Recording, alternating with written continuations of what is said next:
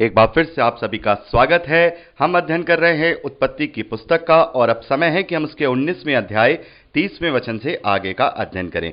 यहाँ 30वें वचन से आगे लिखा है, फिर लूत ने सुआर को छोड़ दिया और पहाड़ पर अपनी दोनों बेटियों समेत रहने लगा, क्योंकि वो सुआर में रहने से डरता था। इसीलिए वह उसकी दोनों बेटियां वहां एक गुफा में रहने लगे।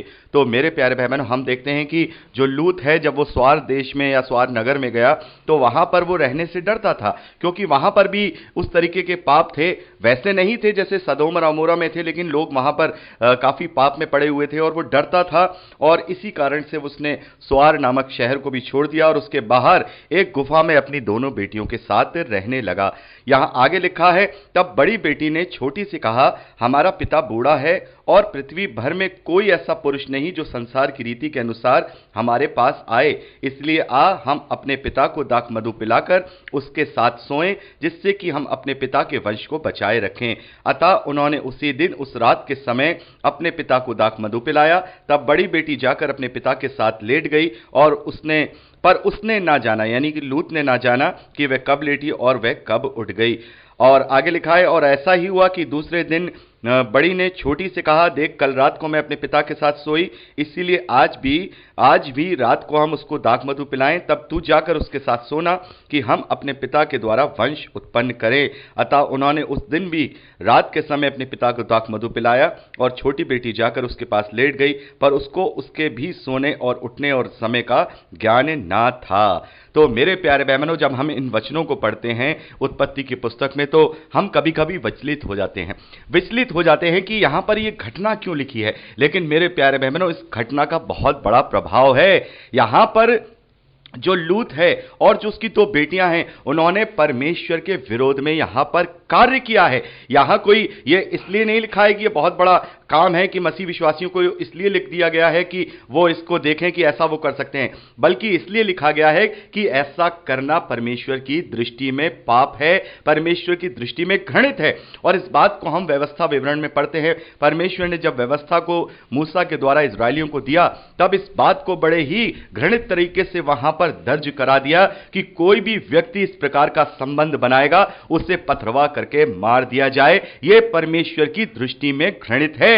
और यहां पर हम देखते हैं कि परमेश्वर ने इतना अनुग्रह लूत और उसकी बेटियों के साथ किया, उसके बावजूद भी यहां पर अपनी संसारिक बुद्धि, अपनी संसारिक लालसाओं की वजह से यहां पर उसकी दोनों बेटियों ने गलत कार्य किया। अपने आप से उन्होंने अपना फैसला किया और उन्होंने परमेश्वर के विरोध में कार्य किया। मेरे प्यारे बहनों, ऐसा ही हम देखते हैं कि जो मनुष्य है वो भी अपनी बुद्धि को चला करके परमेश्वर के विरोध में कार्य करता है। हमें अपनी बुद्धि को नहीं चलाना है, बल्कि उस बुद्धि का अंजाम यहां पर हम जो देखते हैं वो ऐसा होता है कि आगे हम देखते हैं कि इस प्रकार से लूत की दोनों बेटियां अपने पिता से गर्भवती हुई। बड़ी एक पुत्र को जनी, जिसका नाम मोआब रखा गया, और मोआब नामक जाति जो आज तक है उसका मूल पिता हुआ।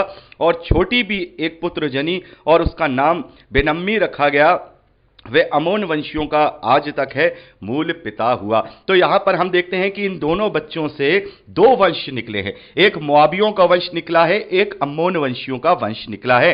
तो मोआबी और अम्मोन वासी कौन है? मेरे प्यारे बहनों, जब अभी हम आगे न्यायों की पुस्तक, यहोशू की पुस्तक, ये सब पढ़ेंगे तो हमें पता लगेगा कि ये वो जाति है जो परमेश्वर के विरोध वाली जाति है। इन्होंने हमेशा परमेश्वर का विरोध किया, दूसरे देवी देवताओं की पूजा की, दूसरे बात को पीछे चले, और परमेश्वर के लोगों का इनसे सीधा युद्ध है। यानी कि परमेश्वर के लोगों को इन्होंने तंग किया और परमेश्वर ने इनका नामो निशान मिटा दिया, यानी कि इनकी पीढ़ियों का नामो निशान मिटा दिया। जो अधर्म की संतानें हैं, जो पाप की संतानें हैं, उनको परमेश्वर कभी आशीषित नहीं करते हैं। इस घटना का जो मूल है वो हमें यह सिखाता है कि जो अधर्म की संतानें होती हैं, जो पाप की संतानें होती हैं, गलत तरीके से जो संतानें होती हैं, उनके वंश को परमेश्वर कभी आशीषित नहीं करता। और हम देखते हैं ये मोआबियों का जो वंश है और जो अम्मोन वंशियों का वंश है, परमेश्वर ने इन्हें कभी आशीषित नहीं किया और ये हमेशा परमेश्वर की ओर से दंडित होते रहे और अंत में इनको पूरी रीति से नष्ट और विनाश कर दिया गया। तो मेरे प्यारे भाई बहनों, ये घटनाएं यहां पर लिखी हैं, आप इनसे विचलित मत होइए। ये घटनाएं इसलिए लिखी हैं ताकि हम ये जान सकें कि इस तरीके से लोगों ने परमेश्वर के विरोध में पाप किया, इसीलिए परमेश्वर ने फिर व्यवस्था को उतारा। व्यवस्था में उन्हें पाप और परमेश्वर के ग्रहण योग्य बातों में डिफरेंशिएट बताया कि तुम्हें ये करना है, तुम्हें ये नहीं करना है, क्योंकि यहां पर कोई व्यवस्था नहीं है, यहां पर कोई इनके पास लिखित रूप में व्यवस्था नहीं है, जो जिसका मन आ रहा है वो कर रहा है। इसीलिए परमेश्वर ने फिर एक व्यवस्था को दिया, उस व्यवस्था को दिया ताकि हम पाप की और परमेश्वर के ग्रहण योग्य दोनों में अंतर कर सके। और आज हम परमेश्वर का धन्यवाद करते हैं कि जैसा पौलुस कहते हैं कि व्यवस्था हमारे लिए शिक्षक है, हमें यह पता लगता है कि कौन सी चीज परमेश्वर की दृष्टि में घृणित है और कौन सी चीज परमेश्वर की दृष्टि में सही और उसके ग्रहण योग्य है। तो यहां पर यह जो बात लिखी है, यह बात एक तरीके से उन दोनों बेटियों के पाप के वंश को दिखाती है, जिस वंश का परमेश्वर ने नाश किया, उन्हें विनाश कर दिया, उन्हें कभी भी आशीषित नहीं किया। और मेरे प्यारे भाई बहनों, बहुत सारे मसीह विरोधी इस बात को कहते हैं कि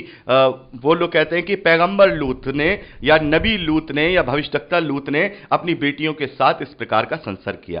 तो जैसा कि अभी हम बाइबल संदर्भ में पढ़ रहे हैं, कॉन्टेस्ट में पढ़ रहे हैं, अभी तक आपको यहां 19वें अध्याय को हम कंप्लीट करने पर हैं। यहां पर हमें कोई ऐसी बात बाइबल में मिली है जिससे कोई ये साबित करे कि लूत नबी था या लूत भविष्यवक्ता था, बल्कि लूत को यहां पे सेल्फिश और मतलबी दिखाया गया है। यहां पर लूत को मतलबी और सेल्फिश दिखाया गया है। लूत कोई भविष्यवक्ता नहीं है, लूत कोई नबी नहीं है, लूत कोई ऐसी बात नहीं है जो हम ये कहें। बहुत सारे लोग गलत तरीके से लोगों को समझाते हैं। यहां पर लूत एक सामान्य मनुष्य है और उसकी बेटियां भी एक सामान्य मनुष्य हैं जो पाप में पड़ गई। उन्होंने परमेश्वर के इतने बड़े अनुग्रह को ठुकरा करके उन्होंने ये सोच लिया कि हम अपने बाप के लिए अपने वंश को उत्पन्न कर लें। अपनी सोच चला ली, वहां पर अपनी ही सोच चला करके सारी चीजें करके ऐसा भयानक पाप कर बैठे। और उस पाप का जो अंजाम यह हुआ कि परमेश्वर ने उनकी सारी पीढ़ियों को विनाश कर दिया, सारी पीढ़ियों को दंडित किया। तो मेरे प्यारे भाई बहनों, यहां पर ये जो बात लिखी गई है, ये कोई इसलिए नहीं लिखी गई है कि हम ये सोचें कि लूत बहुत बड़ा धर्मी इंसान था। लूत धर्मी नहीं था, वो भी पापी था और उसकी दोनों बेटियां भी यहां इस पाप को करके पाप में पड़ने वाली पापी ही थी। हमें समझना होगा कि जैसे कि आपको एक एग्जाम्पल दूं, जैसे बाइबल हमारे लिए क्या है? बाइबल हमारे लिए शिक्षक है, हमें उन तमाम घटनाओं के विषय में बताए जो घटनाएं आदम से लेकर के अब तक हुई हैं, उन तमाम राजाओं के विषय में बताए जो राजा परमेश्वर के विरोध में और परमेश्वर के ग्रहण योग्य बने रहे। उन तमाम बातों को हम पढ़ करके अपने जीवन में ग्रहण करें, उनसे सीख लें और जो चीज़ करने की है उन्हें करें और जो चीज़ नहीं करने की है उन्हें ना करें। इसीलिए ये पुराना नियम इस पवित्र शास्त्र में लिया गया है। एक आपको एक एग्जाम्पल देता हूं, जैसे न्यूज़पेपर होता है, न्यूज़पेपर है, अखबार है, उसमें बहुत सारी घटनाएं लिखी होती हैं, बहुत सारी घटनाएं लिखी होती हैं कि एक बाप ने अपनी बेटी के साथ बलात्कार कर दिया, एक आदमी ने वहां हत्या कर दी, उसने ये कर दिया। तमाम तरह की गंदी अच्छी बुरी खबरें हम न्यूज़पेपर में पढ़ते हैं। तो क्या न्यूज़पेपर अब जब हम पढ़ते हैं तो क्या न्यूज़पेपर हमसे यह कह रहा है कि आप इस कार्य को करिए, आप इस कार्य को करिए? नहीं, वो हमें घटना से जानकारी दे रहा है, वो हमें उस घटना की सच्चाई बता रहा है कि इस प्रकार से इस देश में, इस शहर में एक व्यक्ति के द्वारा यह गलत कार्य और पाप किया गया। ऐसे ही यहां उत्पत्ति की पुस्तक में और तमाम पुराने नियम में जो घटनाएं, जो बातें लिखी गई हैं, वो वैसे की वैसे एज इट इज लिखी गई हैं। ये जो यहां पे लिखा गया है, किसी की महिमा वर्णन नहीं लिखा गया है, जैसे दूसरे धर्मों के जो और वेद है या दूसरी चीज है उसमें उनका महिमा मंडन किया गया है, उनके गलत कामों को भी महिमा मंडित किया गया है। बाइबल में गलत काम को गलत कहा गया है, लिखा गया है ताकि जानकारी हो कि इस प्रकार से मनुष्य पाप में था। यह लिखा गया है ताकि हम इसे अपना इसको जान करके आगे अपने जीवन में इन घिनौने और गंदे कामों को करने से बचें। ये इसलिए लिखा गया है, ये हमें एक जानकारी देने के लिए लिखा गया है, हमें बताने के लिए लिखा गया है कि देखो ऐसे मनुष्य पाप में पड़ता है, ऐसे मनुष्य पाप में फंसा हुआ है। चाहे वो कोई भविष्यवक्ता हो, चाहे वो कोई नबी हो, सब ने पाप किया है, सब ने पाप, कोई भी पाप से अनजान नहीं है। केवल प्रभु यीशु मसीह है जो पाप से अज्ञात था, और इसीलिए प्रभु यीशु मसीह का लहू हमारे लिए उत्तम बलिदान है जिसके द्वारा हमारे पापों की क्षमा होती है। तो मेरे प्यारे भाई बहनों, इस बात को लेकर आप विचलित ना होइएगा, ये कोई विचलित होने वाली बात नहीं है। और एक और एग्जाम्पल मैं आपको देना चाहूंगा। मान लीजिए यदि कोई हम कोई कहानी की किताब पढ़ रहे हैं, कहानी की किताब पढ़ रहे हैं और उसमें कोई घटना लिखी हुई है कि एक गलत घटना, मान लीजिए हम हिंदू धर्मशास्त्र के विषय में बात कर लें, हम इंडियंस हैं, हम हिंदुस्तानी हैं, हम में से ज़्यादातर लोग इनके धर्मशास्त्रों के विषय में थोड़ा थोड़ा तो जानते ही हैं, और ये भी जानते हैं राम और रावण की भी कहानी हम जानते हैं कि उनके ग्रंथ रामायण में मिलती है। तो वहाँ पर रावण का एक करेक्टर भी रामायण में बताया गया है। रावण का करेक्टर है जो सीता को उठा के ले जाता है, तो उसने वहाँ उसके साथ गलत करना चाहा था और रावण का करैक्टर उसमें लिखा है। तो अगर रावण का गलत करैक्टर उस ग्रंथ में लिखा है तो क्या अब हिंदू भाई बहन अपने ग्रंथ को गलत समझेंगे? क्या उसे गलत कहेंगे कि भाई ऐसा यहाँ इसमें ये करैक्टर दिया गया है इसलिए हम गलत करें? तो यहाँ पर भी ऐसे ही इस प्रकार से बाइबल में गलत बातों को गलत तरीके से लिखा गया है। माफ कीजिए, गलत तरीके से कह रहा हूं मैं, गलत बातों को यहाँ पर सही और सच्चाई के साथ लिखा गया है ताकि हम इन्हें पढ़ करके इनसे शिक्षा लें कि ये चीजें गलत हैं, ये चीजें हमें अपने जीवन में नहीं करनी है। तो मेरे प्यारे भाई बहनों, अब आगे भी अगर आप इस प्रकार की कोई भी बात पढ़े या आपने कभी पढ़ी हो तो आप कभी विचलित हो गए हो, तो इस बात को आप अपने मन में बैठा लीजिए कि हम पुराने नियम के पीछे चलने वाले नहीं हैं, बल्कि पुराने नियम से शिक्षा लेने वाले लोग हैं। हम प्रभु यीशु मसीह के पीछे चलने वाले हैं। प्रभु यीशु मसीह के द्वारा हम नई सृष्टि बने हैं। हम इन सब से बहुत ऊपर है क्योंकि हमें पवित्र आत्मा का छाप दिया गया है। तो यहां पर हम देखते हैं कि जिस प्रकार से अधर्म की ये दो संतानें यहां पर दोनों बेटियों के द्वारा उत्पन्न की गई, जिसमें लूत का कोई हाथ नहीं है, लूत को पता नहीं है, उसको पूरी तरह से उन्होंने दाख मधु पिला करके पूरी तरह से बेहोश किया हुआ है, और इन्होंने इस तरीके से वहां उस वंश को भी उत्पन्न कर लिया, अपनी मर्जी से उत्पन्न कर लिया, अपनी इच्छा से उत्पन्न कर लिया, पाप के द्वारा उत्पन्न कर लिया। लेकिन उन्होंने ये नहीं देखा उस वंश का हुआ क्या। क्या वो वंश चला जिस वंश के लिए ये इतनी परेशान थी कि उन्होंने इतना गलत काम कर डाला, उस वंश को वो उसका परिणाम क्या हुआ? उसका वंश परमेश्वर के द्वारा नष्ट कर दिया गया, खत्म कर दिया गया, दंडित कर दिया गया। आगे हम इस बात को पढ़ेंगे और बहुत सारी जगहों पे वर्णन है, इसलिए मैं रेफरेंसेस नहीं दे रहा हूं। न्यायों की पुस्तक में आप इसका अगर चाहें तो रेफरेंस ले सकते हैं। 3 अध्याय में आप 28वें वचन से लेकर 30वें वचन तक इसका रेफरेंस थोड़ा बहुत पढ़ सकते हैं। बाकी आगे जब आप पढ़ेंगे तो जगह जगह हम देखेंगे मोआबियों के साथ ये हुआ, अम्मोनियों के साथ ऐसे हुआ, यहां वो पराजित हो गए, वहां वो पराजित हो गए। इस प्रकार की सारी बातें यहां होती हैं। तो मेरे प्यारे भाई बहनों, इस प्रकार से हम इस घटना का वर्णन देखते हैं। यह परमेश्वर की दृष्टि में घृणित है, यह परमेश्वर की दृष्टि में पाप है, और यह इसलिए लिया गया ताकि हम अपने जीवन में इस तरीके के पापों से, इस तरीके के गंदगी से बचे रहें और दूसरों को भी ये समझाएं कि पवित्र शास्त्र हमें बताता है कि जो पाप की संतानें होती हैं उन्हें वो कभी भी आशीषित नहीं करता और उनको वो हमेशा नष्ट कर देता है। तो यहां मेरे प्यारे भाई बहनों, हमने 19वें अध्याय का पूरा कंप्लीट अध्ययन कर लिया है और अब हम 20वें अध्याय का अध्ययन अगली रिकॉर्डिंग में। एक बार फिर से आप सभी का स्वागत है। हम अध्ययन कर रहे हैं उत्पत्ति की पुस्तक का और अब समय है कि हम उसके 20वें अध्याय पहले वचन से आगे का अध्ययन करें। यहां पहले और दूसरे वचन में लिखा है, फिर अब्राहम वहां से निकलकर दक्षिण देश में आकर कादेश और शूर के बीच में ठहरा और गरार में रहने लगा। और अब्राहम ने अपनी पत्नी सारा के विषय में कहा, वह मेरी बहन है, इसीलिए गरार के राजा अबीमेलेक ने दूत भेजकर सारा को बुलवा लिया। मेरे प्यारे बहनों, यहां पर हम 20वें अध्याय पहले वचन से लेकर के जब हम लास्ट पढ़ते हैं तो यहां पर एक बार फिर से वही घटना पढ़ रहे हैं जो हमने 12वें अध्याय में पढ़ी थी। वहां पर हमने देखा था इब्राहिम मिस्र में गए थे और वहां पर भी इब्राहिम ने सारा को अपनी पत्नी नहीं वरन बहन ही बताया था, और इस कारण से जो फिरौन है उसने सारा को अपने पास रखा और परमेश्वर ने वहां सारा को उसे छूने नहीं दिया। और यहां पर भी हम देखते हैं कि एक बार फिर से इब्राहिम दक्षिण देश यानी कि नेगेव देश में जाते हैं और वहां गरार नामक शहर में रहने लगते हैं, और वहां पर भी इब्राहिम सारा को अपनी बहन ही बताते हैं। और मैंने वहां पर आपको डिफाइन किया था कि ये जो इब्राहिम ने कहा है ये मेरी बहन है, ये उन्होंने झूठ नहीं बोला था, बल्कि एक रिश्ते में सारा इब्राहिम की बहन लगती हैं और वो रिश्ता भी हम आगे 12वें वचन में पढ़ेंगे। और हम यहां पर देखते हैं कि इब्राहिम सारा को बार बार बहन क्यों बता रहे थे। मेरे प्यारे बहनों, उस समय कनान और मिस्र के राजाओं की प्रथा हुआ करती थी। जैसे मैंने आपको बताया, उस समय के राजाओं की ये प्रथा हुआ करती थी, कोई भी स्त्री अगर सुंदर हुआ करती थी, जैसा कि मैंने आपको बताया कि जो सारा है वो बहुत सुंदर थी, कोई भी स्त्री सुंदर होती थी वो अपने हरम में या अपने पास उसे रख लिया करते थे। यदि वो कुंवारी है तो उसको वैसे ही रख लिया करते थे, यदि वो शादीशुदा है तो उसके पति को मार करके, उसकी हत्या करके उससे अपने पास रख लिया करते थे, क्योंकि उस समय के मानना यह होता था कि एक पति के जीवित रहते हम किसी को अपने पास, किसी स्त्री को नहीं रख सकते हैं। तो यह बहुत ही बड़ा एक वहां पर राजाओं का एक गलत प्रथा थी। और बहुत बाद में भी हम देखते हैं, अभी 500-600 साल के पहले के जो राजा हैं, ये सब बातें उनमें हुआ करती थी, उनके भयवत्ता की और अय्याशी की बातें हुआ करती थी। तो उस समय भी ऐसे राजाओं में गलत काम थे।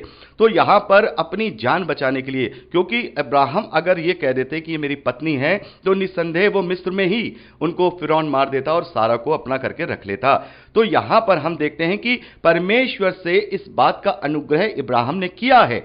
मेरे प्यारे भाई बहनों, इस बात को जब हम 13वें वचन, इसी 20वें अध्याय के 13वें वचन में पढ़ते हैं तो यह बात क्लियर हो जाती है। यहां पर लिखा है, और ऐसा हुआ कि जब परमेश्वर ने मुझे अपने पिता का घर छोड़कर निकलने की आज्ञा दी, तब मैंने उससे कहा, इतनी कृपा तुम मुझ पर करना कि हम दोनों जहां जहां जाएं वहां वहां तुम मेरे विषय में कहना कि यह मेरा भाई है।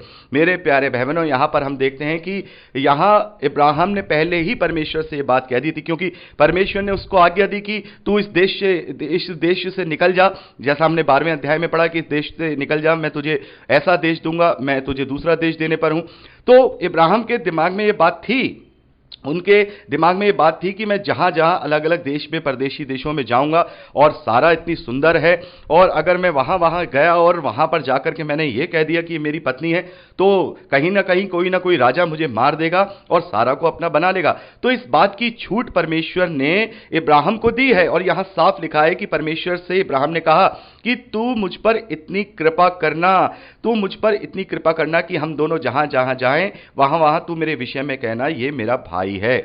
मेरे प्यारे भाई बहनों, तो यहां पर हम देखते हैं ये एक तरीके से अपनी जान बचाने के लिए वहां पर जो इब्राहिम है उन्होंने ये बात कही, और ये बात उन्होंने झूठ नहीं की। वो बात जो उन्होंने मिस्र के राजा फिरौन के साथ की, और यहां पर जो गरार का राजा अबीमेलेक है इसके साथ जो की, ये झूठ बात नहीं है। एक तरीके से टेक्निकल वे में देखा जाए, सारा और इब्राहिम का रिश्ता एक तरीके से भाई बहन का भी था। इस बात को हम 12वें वचन में पढ़ते हैं। यहां लिखा है, इसके अलावा, यहां पर इब्राहिम अबीमेलेक से कह रहे हैं, यहां कह रहे हैं कि इसके अलावा सचमुच वह मेरी बहन है, वह मेरे पिता की बेटी तो है पर मेरी माता की बेटी नहीं, फिर वो मेरी पत्नी हो गई। तो इसका मतलब हम यहां क्या देख रहे हैं, यहां पर हम क्या देख रहे हैं कि जो तेरह है, इब्राहिम के जो पिता हैं, उनकी दो पत्नियां हैं। एक पत्नी से इब्राहिम है और एक पत्नी से सारा है, यानी कि वो उनकी सगी बहन नहीं है, वरन सौतेली बहन है या हाफ बहन है। तो मेरे प्यारे बहनों, इस बात को लेकर के भी बहुत सारे मसीह विरोधी इस बात का सवाल करते हैं कि भाई इब्राहिम ने तो अपनी बहन से शादी कर ली, एक ही बाप की बेटी है, माएँ अलग हैं, तो क्या हुआ। जैसा कि आज के परिवेश में देखते हैं कि ना ही सगी ना ही सौतेली बहन से कोई शादी या विवाह कर सकता है। तो इस बात को भी बड़ा घृणित और बड़ा ही इस बात को समझा जाता है कि ये सारी चीजें क्यों हुई। तो मेरे प्यारे बहनों, मैं आपको इसके विषय में भी डिफाइन करूंगा कि कैसे ये घृणित नहीं है और कैसे इस वक्त ये जो शादी हुई थी ये वैलिड थी। तो मेरे प्यारे बहनों, इस प्रकार से हम देखते हैं कि जो इब्राहिम है, उन्होंने ना तो फिरौन से झूठ बोला, ना ही अबीमेलेक से झूठ बोला, बल्कि उन्होंने बताया कि हाँ ये मेरी बहन है, क्योंकि एक रिश्ते में जो सारा है वो अब्राहम की बहन लगती हैं। उनकी पिता की तो बेटी हैं, लेकिन उनकी माता की बेटी नहीं, यानी कि उनकी सौतेली माँ की वो बेटी हैं, यानी कि उनकी सौतेली बहन है। इस बात को मैं अभी आगे डिफाइन करूंगा। पहले मैं आपको 3रे वचन से लेकर के जो हमने 11वें वचन तक है, इसको मैं आपको चाहूंगा कि मैं इसको ओवरऑल तरीके से बता दूं। तो मैं चाहूंगा कि आप इसको पर्सनली रूप से पढ़ लीजिएगा, मैं यहां पर क्लियर करके बता रहा हूं। तो क्या हुआ कि जो राजा अबीमेलेक था, उसने सारा को अपना रख लिया, जैसे कि सब राजाओं की वहां प्रथा थी, जो भी सुंदर स्त्री देखते थे वो अपने हरम में रख लिया करते थे। तो यहां पर हम देखते हैं, जब अबीमेलेक राजा ने सारा को अपने यहां रख लिया, तो यहां पर हम देखते हैं कि उसके ऊपर भी बड़ी विपत्ति आई।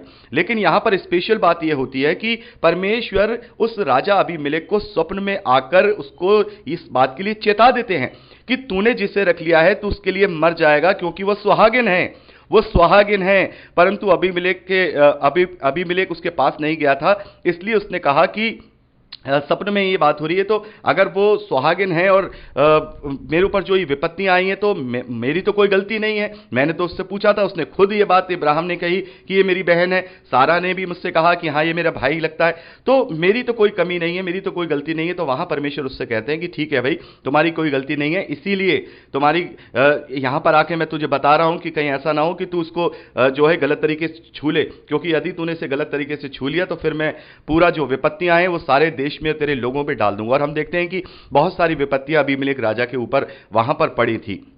तो ये सारी चीजें देख करके राजा अबीमेलेक घबरा जाता है। सुबह ही जल्दी जल्दी उठ करके 8वें वचन से पढ़ते हैं, सवेरे जल्दी उठ के तड़के उठते ही अपने कर्मचारियों को लेकर के इब्राहिम को बुलाता है और उसको सारा को लौटा देता है और उससे सवाल करता है, भाई तुमने मुझसे ये क्यों कहा, तूने मुझसे ऐसी बात क्यों कही, और तू तो मुझे पाप में डालना चाहता था, तूने ये सब मेरे साथ क्यों किया। तब राजा को इब्राहिम समझाते हैं कि मैंने ये कोई गलत नहीं किया, और मैं ये जो मैंने कहा कि ये मेरी पत्नी है, ये मेरी पत्नी नहीं मेरी बहन है, इसलिए कहा क्योंकि फिर तू मुझे घात कर देता, तू मुझे मार देता और सारा को रख लेता। और इसके अलावा सचमुच में वो मेरी एक तरीके से बहन लगती है, जैसे 12वें वचन में हमने पढ़ा, बहन लगती है, वह मेरे पिता की बेटी तो है पर वो मेरी माता की बेटी नहीं, फिर मेरी पत्नी हो गई।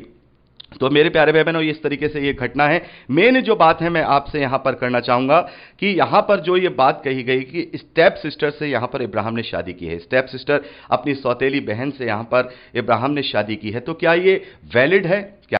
तो मेरे प्यारे भाई बहनों, इस तरीके से ये घटना है। मेन जो बात है मैं आपसे यहां पर करना चाहूंगा कि यहां पर जो ये बात कही गई कि स्टेप सिस्टर से यहां पर इब्राहिम ने शादी की है, स्टेप सिस्टर अपनी सौतेली बहन से यहां पर इब्राहिम ने शादी की है, तो क्या ये वैलिड है? क्या ये वैलिड है? क्यों ये ऐसी शादी उस वक्त वैलिड थी? तो मेरे प्यारे भाई बहनों, हमें शुरुआत से सोचना होगा, हमें अपनी बुद्धि को खोल करके समझना होगा।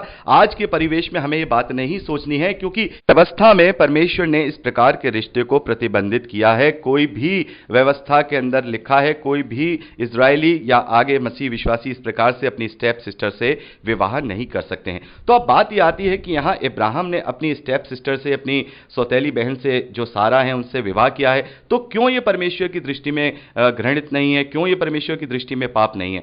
तो मेरे प्यारे भाई बहनों, पहले तो अपने दिमाग को हमें खोल करके पूरे अच्छी और सच्चाई के साथ हमें समझना होगा। शुरुआत से हमें बात करनी होगी, जब से आदम और हव्वा इस धरती पर अदन की वाटिका से बाहर निकाले गए हैं। तो मेरे प्यारे भाई बहनों, हम जानते हैं कि सबसे पहले परमेश्वर ने आदम को बनाया, आदम की सृष्टि की, वहां पर हव्वा को नहीं बनाया है। मेरे प्यारे भाई बहनों, हम जानते हैं कि परमेश्वर ने केवल आदम की ही सृष्टि की है, किसी दूसरे मनुष्य की सृष्टि नहीं की है, केवल आदम की ही सृष्टि की है, और आदम में से ही हव्वा को निकाला है। मेरे प्यारे भाई बहनों, हव्वा कोई अलग सृष्टि नहीं है कि हव्वा को भी मिट्टी से बनाया फिर उसमें जीवन का श्वास फूंक दिया, नहीं। परमेश्वर ने केवल एक आदम को बनाया, एक मनुष्य को बनाया जिसका नाम आदम है, और आदम में से ही हव्वा को निकाला गया है, उसकी पसली से बनाया गया है। तो इसका मतलब यह है कि उसकी खुद की पत्नी उसके अंदर से निकली है, उसके अंदर से उसकी खुद की पत्नी निकली है, और अब इन दोनों को परमेश्वर ने पति पत्नी करके दे दिया। अब सवाल यह उठता है कि केवल परमेश्वर ने जब आदम को बनाया है, उसके अलावा कोई और दूसरा आदम नहीं है, हव्वा भी हम दूसरा आदम नहीं कहेंगे क्योंकि वो भी आदम के ही अंदर से निकली है, तो फिर ये धरती पर पूरा वंश कैसे बढ़ा? नेचुरल है कि उस वक्त जो आदम और हव्वा की संतानें थीं, उन्होंने आपस में विवाह किए, आपस में विवाह किए, तो ये तो एक कदम और बढ़कर के आगे हो गया। यहां तो इब्राहिम केवल अपनी सौतेली बहन से विवाह कर रहे हैं, वहां पर हम देख रहे हैं कि इब्राहिम की जो संतानें हैं, उन्होंने जब आपस में विवाह किए तो वो तो सगे भाई बहन हैं। तो ये क्या हुआ मेरे प्यारे भाई बहनों? जैसा मैंने आपसे कहा कि परमेश्वर की बुद्धि वहां से शुरू होती है जहां से हमारी खत्म होती है। जैसा कि मैंने आपको बताया कि परमेश्वर ने एक ही आदम को बनाया है, उसमें से ही सारी सृष्टि, वंश की सृष्टि हुई है। हव्वा भी उसमें से निकली, और हव्वा और उसके मिलन से जो संतानें उत्पन्न हुई वो भी उसमें से निकले, यानी कि सब कुछ सब में आदम है। इसका मतलब यह है कि उस वक्त जब परमेश्वर ने आदम को रचा है, तो उसके अंदर जो उसके क्रोमोसोम्स हैं, उसके जो जेनेटिक कोड्स हैं, वो बहुत स्ट्रांग है, बहुत ही ज्यादा स्ट्रांग है, क्योंकि उसके अलावा और कोई दूसरा मनुष्य नहीं है। जैसे जैसे इस धरती पर जो मनुष्य हैं उनका वंश बढ़ता गया, वैसे वैसे आदम का जेनेटिक कोड कमजोर और बढ़ता गया। यानी कि जितना स्ट्रांग जेनेटिक कोड आदम का उस समय था, उसके बाद उसकी संतानों में उतना नहीं था। यानी जितना आदम का जेनेटिक कोड स्ट्रांग है, उसकी संतानों में उससे कम है, और उनकी संतानों में उससे कम है, और उनकी संतानों में उनसे कम है। ऐसे करते करते सारे वंश में ये जेनेटिक कोड धीरे धीरे कमजोर होते गए, इनकी स्ट्रांगनेस वीकनेस में बढ़ती गई। तो मेरे प्यारे भाई बहनों, उस वक्त परमेश्वर की दृष्टि में ये गलत नहीं था, क्योंकि जो मनुष्य है उसका जो जेनेटिक कोड है, जो क्रोमोसोम्स हैं, वो इतने स्ट्रांग हैं कि यदि जो सगे भाई बहन थे जब वो आपस में विवाह करते थे, तो कोई भी उनके जेनेटिक कोड में प्रॉब्लम नहीं हुआ करती थी। लेकिन हम जानते हैं आज के परिवेश में डॉक्टर्स कहते हैं कि आप अपने कुनबे में से अलग हटके ही विवाह करिए, क्योंकि यदि कोई कुनबे में विवाह करता है, जैसा कि हम मुस्लिम भाई बहनों में ज़्यादातर देखते हैं, मुस्लिम भाई बहनों में हम देखते हैं कि वो लोग कजिन्स से विवाह करते हैं, तो उनमें देखते हैं उनके बच्चों में बड़ी प्रॉब्लम्स होती है। उन्हें एक बीमारी होती है जिन्हें डाउन सिंड्रोम्स कहा जाता है, यानी कि उनके क्रोमोसोम्स इतने स्ट्रांग नहीं होते हैं कि वो एक बच्चे को सही रीति से उत्पन्न कर सके, तो वो एक अबनॉर्मल बच्चा पैदा होता है। बहुत बार आपने देखा होगा। तो मैं यहां पर मैं बात कर रहा था कि परमेश्वर जानते हैं कि कौन सी घड़ी किस वक्त जो मनुष्य है उसके क्रोमोसोम्स कितने जेनेटिक स्ट्रांग हैं। तो उस वक्त आदम के जेनेटिक जो क्रोमोसोम्स थे, जेनेटिक कोड थे, वो स्ट्रांग थे। तो उस वक्त परमेश्वर की दृष्टि में घृणित नहीं था, क्योंकि इसी तरीके से वंश फैलाना है। उसके आगे चल के मेरे प्यारे भाई बहनों, आगे चल के हम देखते हैं नूह के समय में परमेश्वर ने इस चीज को बदल दिया, क्योंकि नूह तक आते आते मनुष्य के जो उसके जेनेटिक कोड और उसके जो क्रोमोसोम्स थे वो इतने वीक हो गए थे कि अब सगे भाई बहन हैं, अगर वो आपस में विवाह करेंगे तो उनकी संतानें डाउन सिंड्रोम्स वाली पैदा होंगी। इसीलिए परमेश्वर ने नूह के समय में केवल नूह और उसकी पत्नी को ही नहीं, वरन उसके 3 बेटों और 3 बहुओं को भी वहां पर उस जल पड़ने से बचाया, ताकि अब सगे भाई बहन शादी ना कर सकें, बल्कि कजिन्स में आपस में शादी हो। तो परमेश्वर ने वहां पर अपना निजाम बदला और वहां पर परमेश्वर ने यह आदेश वहां पर दिया कि भाई या इस एक तरीके से 3 भाई वहां पर हैं, उन तीनों भाइयों के बच्चों ने आपस में शादी की। निसंदेह वहां पर किसी ने भी सगे भाई बहन से शादी नहीं की। तो नूह से लेके इब्राहिम तक ज्यादा समय नहीं हुआ है, केवल 352 साल। हम देखते हैं कि जब नूह जब इस दुनिया से जाते हैं, उसके केवल 2 साल के बाद ही इब्राहिम इस दुनिया में आते हैं। तो कहने का मतलब यह है कि केवल इस वक्त जब इब्राहिम वहां पर हैं, केवल 350 पौने 400 साल का समय गुजरा है। तो उस वक्त तक यह प्रथा चलती थी कि सगे भाई बहन तो शादी नहीं कर सकते, क्योंकि अब मनुष्य का जेनेटिक कोड इतना वीक हो चुका है कि सगे भाई बहन अगर शादी करेंगे तो उनकी जो संतानें होंगी वो गलत तरीके से वहां पर होंगी। तो यहां पर अब क्या हो गया कि सगी बहन को छोड़ करके अब बाकी किसी भी रिश्ते की बहन से शादी कर सकते थे। जैसे हम नूह के समय में देखते हैं कि एक भाई के बेटे ने एक भाई की बेटी से शादी की होगी, तभी नेचुरल है ये पूरी दुनिया आपस में फिर से उसका वंश बढ़ा होगा, जैसे हम वहां पर देखते हैं।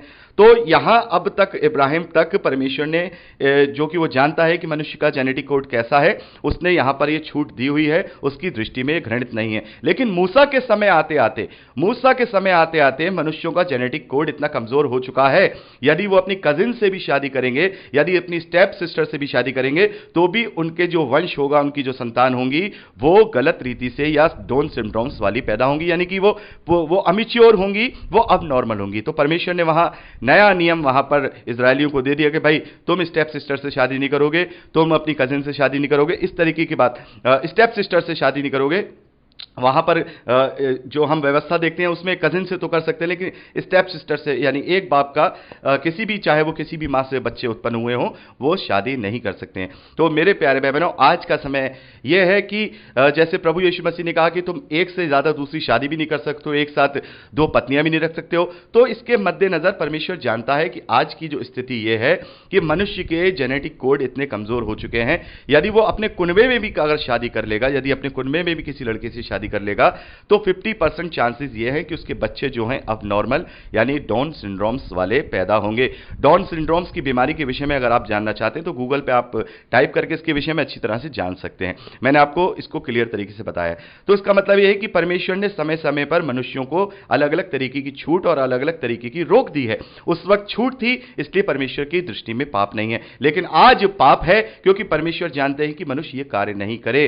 इसीलिए आज के परिवेश में इस प्रकार के विवाह, इस प्रकार की शादियां नहीं होती हैं। और आज के परिवेश में हम सोच रहे हैं कि अरे बहन ने जो है स्टेप बहन से शादी कर ली, तो फिर आदम के विषय में सोचिए, एक बार अपने मन में सोचिए, आदम के विषय में क्या है? आदम और हव्वा की औलादों ने आपस में विवाह किए, तो क्या वो सगे भाई बहन नहीं थे? तो इन चीजों से ऊपर हटिए, ये परमेश्वर के निजाम की बातें हैं, ये परमेश्वर की निजाम की बातें हैं, क्योंकि कोई आदम से अलग नहीं है। आप और मैं अलग नहीं है, आप भी उसी आदम में से निकले, मैं भी उसी आदम में से निकला हूं, मेरी पत्नी भी उसी आदम में से निकली है, सब उस आदम में से निकले, लेकिन फर्क यह है कि जो उसके जेनेटिक कोड है वो अलग अलग तरीके से डिवाइड हुए हैं। तो इस तरीके से जब वो संतानें आपस में विवाह करते हैं तो एक अच्छी और एक अच्छी तरह की नस्ल जिसे कह सकते हैं वो उत्पन्न होती है। तो मेरे प्यारे भाई बहनों, इसलिए इसको ज़्यादा टेंशन वाली बात नहीं है, इसमें ज़्यादा टेंशन लेने वाली बात नहीं है। उस समय की ये प्रथा थी। उस समय एक दूसरी माँ की बेटी से शादी हो सकती थी, भले ही उनके जो पिता हैं वो एक ही क्यों ना हो। तो इस रिश्ते से इब्राहिम की जो सारा है वो स्टेप सिस्टर थी। तो यहाँ पर इब्राहिम ने परमेश्वर से कहा, उनसे ये आज्ञा ली कि मैं उसे अपनी बहन कहूँ ताकि वो अपने प्राणों को बचा सके। तो मेरे प्यारे भाई बहनों, यहाँ पर हमने 13वें वचन तक का अध्ययन किया है और मैं चाहूंगा कि आप 14वें वचन से लेकर 18वें वचन तक का अध्ययन स्वयं कर लीजिएगा। केवल आपको इसे पढ़ना है। यहाँ पर कोई भी ऐसी चीज़ नहीं है जो मैं यहाँ पर जो है एक्स्ट्राज में आपको डिफाइन करूँ। तो आप इसे पढ़ लीजिएगा। इस तरीके से हमारा 20वां अध्याय कंप्लीट हो जाएगा। आपको पढ़ना है 14वें वचन से लेकर 18वें वचन तक। और अब हम परसों 21वें अध्याय पहले वचन से अपने आगे का अध्ययन शुरू करेंगे, यानी कि आपको 18वें वचन तक पढ़ के इस स्टडी को पूरा कर लेना है। तो प्रभु आप सबको बहुत आयत